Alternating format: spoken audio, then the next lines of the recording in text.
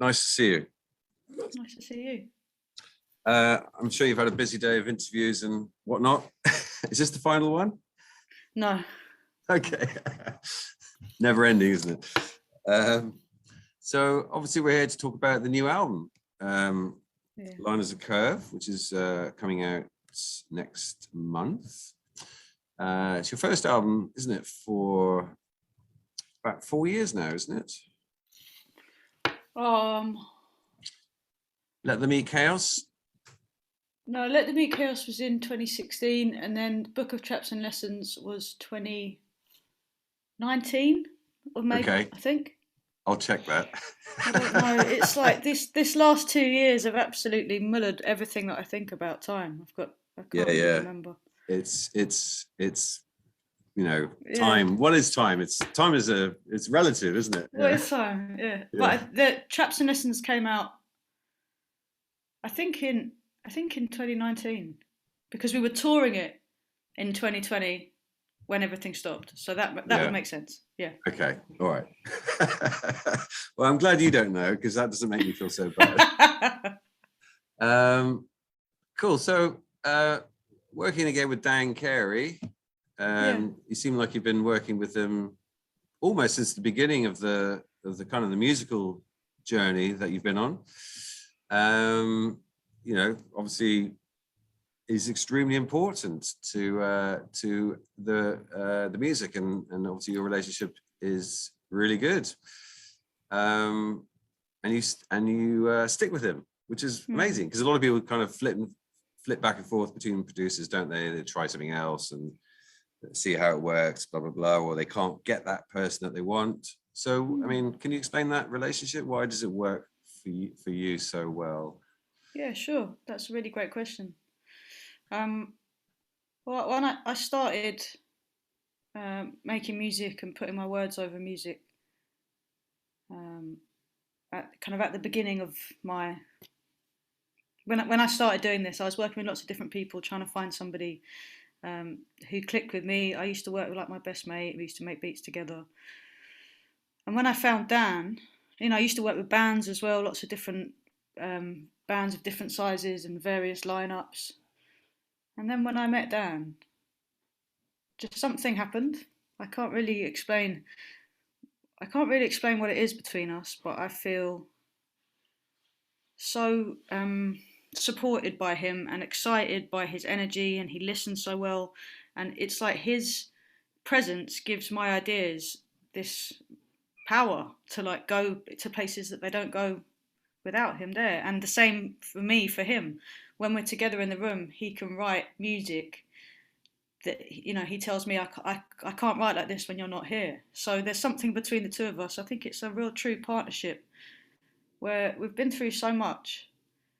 The reason I said that about at the beginning, having lots of different kind of bands and working with friends and stuff, is that I was really trying to get into the music industry, and it just wasn't happening. I wasn't ready. The music wasn't right. And then when I met Dan, everything did change. And something for me, loyalty is like really, really important. And I feel like I owe him that, really, because he gave me time when no one else would. And without him, none of this would be happening, really. So because of all that as well, I don't have the desire to like check it out, really. But it's not to say that I don't want to work with other people. It's just if I can ever get 2 or 3 days to go into the studio, I want to go to Dan's studio. That's where I want to go. It's the best place. Yeah. Well, you've obviously got a relationship where you can actually talk, I guess, openly about what you want, and that's crucial, isn't it? And it's just that chemistry, isn't it? Undefinable, whatever the word is, undefinable chemistry that people talk about a lot. But is extremely important between musicians and producers and everybody that works with somebody. So I think he obviously gives you somehow he gives you the space to express yourself, rather than cluttering it up or overproducing it or whatever. And it just seems to be highly appropriate, but at the same time, you know, you can hear what's going on. It just adds to it. It just blends perfectly with it. And yeah, so I love it personally. I think it's wonderful. And and I think on this particular album, it almost feels like there's a bit more of an even bringing it back more in a way. There's a sort of a more of a minimalist kind of feel about it, and musically speaking, and also he seems to be very into, you know, kind of old sounding synths, analog sounds. Yeah. Do you notice a difference, or does it feel, you know? Yeah, we like the first session towards this album. We got together, and it just so happened that Dan had got a Moog 1, and it just arrived kind of a few days before. And often, what happens is us getting together and starting to write, it falls into line with Dan having just got a new piece of kit of some sort. So everybody down, it was all kind of based around the Swarmatron that Dan had was just getting his head around. So that was very that characteristic was really present in the sound of the whole album. And then with this album, the Moog 1, we wrote the first 3 songs that first day that we got together, and it was the first song off the album, Priority Boredom, I Saw Light, which is the second song, and then the music for what became Smoking demo. So those sounds of this like mad kind of tapestries of analog synth sound, really detailed and but also very minimalist in some ways. Yeah. That all came out of this one session, and that was the beginning of us saying, "Oh, cool, we're going somewhere." Both of us like to write with parameters. We like to have things to kind of push against. And at first, we were like, "Well, maybe we should just make this album where it's the vocals and one thing," and then that grew to like, okay, maybe we'll allow ourselves like 3 things. We'll have like the synth, 1 kick drum, and 1 snare, and we'll make a whole album that way. But then we quickly realised we wanted more than that. But it can be fun just to have those ideas, even just to reject them later. You know? Yeah.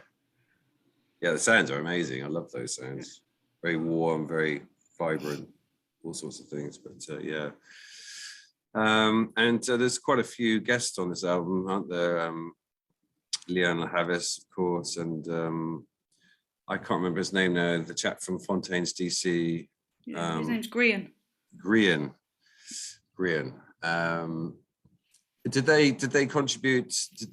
Were they writing their own lyrics, or how did that work? How did those collaborations come about? Yeah, Grian wrote his verse. All of pretty much everybody who contributes writes their verses. With Leanne, maybe I think we wrote it together actually, like the chorus. She had this melody. It's really interesting, like to work with the vocalist, the singer, because she'll be like, "Oh, I want to say like something like like," and I'm like, "Oh, cool, okay." It's actually a really freeing way of thinking about which words go where, because it's totally led by the melody or where the mouth wants to place a syllable. So I just kind of put some words together for sounds that Leanne was finding, and then she chose the ones that she liked. Yeah. But then with Grian, he came with his verse, and I was just so moved by it. I love his verse. I love working with him. It's lovely. It's amazing. Good band, aren't they? Fontaine's DC. Well, I like them. Great band. I love them. Yeah. So you've obviously it sounded like a sort of conscious decision, I guess, in a way, or to work with people, more collaborations this time around than previously. Yeah, I think the last albums,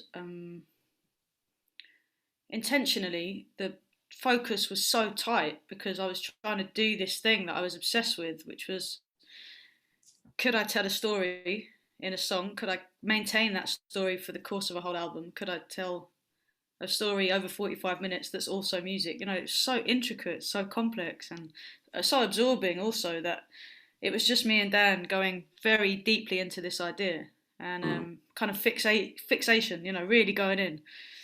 And then with this album, it just felt different. It was just like, more of an open process. I knew from the start I wanted people with me. I wanted the sound of Quake Bass's drums. Quake is a drummer that I've known since I was like 13 years old, and we started making music together as kids. And the same with Confucius MC, who raps on the album. We were kids when we met, and Luke Eastoff, who plays a guitar line, and like Daisy Bow, who sings on Salt Coast, and she sings on Don't You Ever.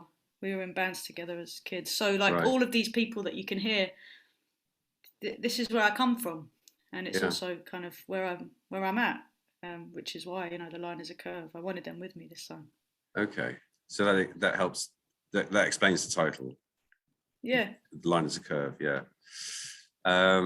What is your background musically then? What were you into before you released anything? I was in like all kinds of. I just used to. I wanted to play with anybody that I could play with, and where I grew up in South London in Lewisham, there was lots going on musically. Lots of people were putting on parties, or there was lots of squats around here where people were playing, and it was kind of free for us to rehearse because we'd be living there or passing through. And so I was in lots of bands with various lineups, whether it was like saxophone, drums, guitar. At one point, I think cello. Like I had a gig at a drum and bass rave in Brixton, and I turned up with cello, violin, like acoustic drum kit, like fucking 3 trumpets or whatever it was, just because they were friends of mine that they were playing. And then also used to work with producers. Quake used to make beats for me and this guy called Self Taught, and my background is pretty varied because I was just trying to get on the mic as much as I could. So it could be like over drum and bass, or it could be over like live, kind of I suppose jazzy hip hop kind of stuff, or like more punky stuff, or it could be over like quite solid tempo, traditional, just like sample based rap music. Lots of stuff, yeah. Cool. Just you mentioned that song, Smokin'. Smoking, yeah. And interesting song. It really hit me because I still smoke. One day. But yeah, can you talk about that particular song if you can? Yeah. It kind of stands out from the rest in many ways, isn't it? Like it does feel like it's a kind of a very raw kind of field recording, almost like an audio recording. It's a voice note that I like. The way Dan and I work is that if something comes to me, I have to tour quite a lot, and he makes records all the time. So it's quite rare for us to actually get time together. And when we do, we might get 3 days, and then we absolutely go at it. But in the other days of our lives, we're still thinking and digesting and thinking about what we're making. So quite often I'll just send him a voice note, and that is a real recording. I'd just written this thing. I was backstage at this festival. You can hear, I think I was in Germany, or I was in some European festival. You can hear everybody kind of like having a good time, beery, like stuff crashing around. And I was pretty fatigued by the whole thing, and just wanted to reach out to my creativity again. It can start to feel relentless the touring schedule. So it's just a moment where I'd just written this poem, and I wanted to share it with Dan. Yeah. And then we decided, rather than re-recording it and trying to make it a song, actually this is. Yeah. It felt like the most truthful way of just including some of the process in the finished product. And I think also for people to think, wow, that's a real person that's just sat down with a real bit of paper and a pen, and they've written this thing, and they've just, it makes the steps towards a finished thing a little bit more visible, which I think makes the process feel more real to people. Yeah, I think so. Yeah, definitely. I don't know how much time I've got, but I think we might even be finished. It's like it's back to back. Hold on. The next one's at 12:20, which is in 1 minute. Okay, one last quick question then, if that's all right. Sure, yeah. The album is. Can you talk about any from your perspective, any themes that run through the album, or is it just a sort of disparate collection of, you know, thoughts? And No, there's, for me, it tells a story. But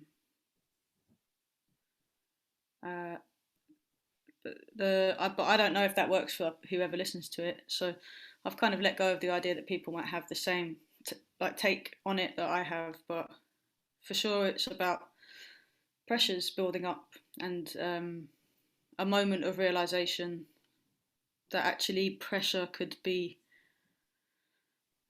present a possibility for release and for great change, actually. And that the more pressure a person is under, actually, the more energy could be created for making big changes. It's a lot about mental health and the decision to kind of fight back a little bit. yeah. Yeah. Okay.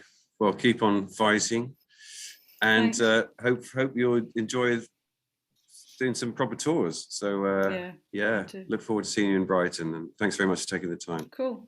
All right. Thank you. Cheerio. Bye. Bye.